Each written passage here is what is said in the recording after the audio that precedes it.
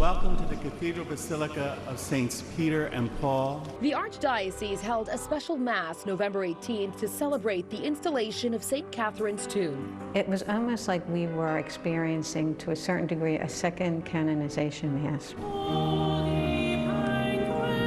The pews were filled with people whose lives had been touched by St. Catherine and the work of her Sisters of the Blessed Sacrament. It was so crowded, and I mean, you had people from all over. Her sarcophagus had been quietly and carefully disassembled at the Mother House in Bensalem. Her sacred remains then transferred to the cathedral in early August, where the tomb was reassembled. We had studies that gave us clear indications of what would be necessary to do just that. The sisters had requested the move. The foundress's fortune had run out. When she died in 1955, the money stopped. In writing his will, her father had been trying to protect his daughters from being taken advantage of. They could only spend the interest.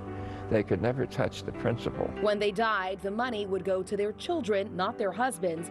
But none of the Drexel sisters had heirs, so the estate went to charities her father had designated, and Catherine had not created any sort of endowment. She thought, God gave me this money, it's my job to give it to the poor. I think she felt the money would always be there. It always had been there for her. For the sisters, the move has brought a sense of sadness and loss. It's like someone that you love and have been with so closely leaves. But there's also gratitude. The woman who saw herself and her daughters as part of the church is actually in the cathedral. I think that's awesome. Her shrine is set up at the back of the cathedral. It was fitting that if the saint was no longer going to be interred in the Mother House, this was the place where it should be. It looks exactly like when it was here at the Mother House. I mean, it's outstanding. It sits right beside the altar she and her sisters donated as a memorial to their parents, and not far from the altar of Archbishop Patrick Ryan. He served as Catherine's close advisor in the early days of her ministry. We called him our Father in God. Happy Feast of St. Katharine Drexel. We love her.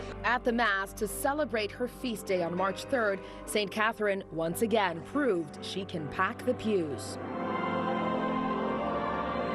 I do believe that many, many more people will come to know about St. Catherine by her presence now at the cathedral. And it's hoped that here, in this central location, she can serve as a role model for all. Don't live in such a self-centered, self-motivated way. She was not at all materialistic, and she did not have prejudice. I think the two greatest sins of our country. There is such a need to love one another, to trust one another, and to respect people.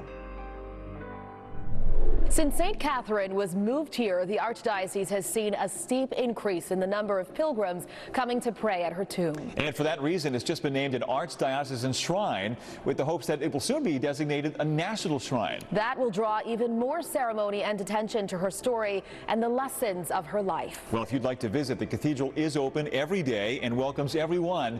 We hope you found Katharine Drexel's story as inspiring as we have.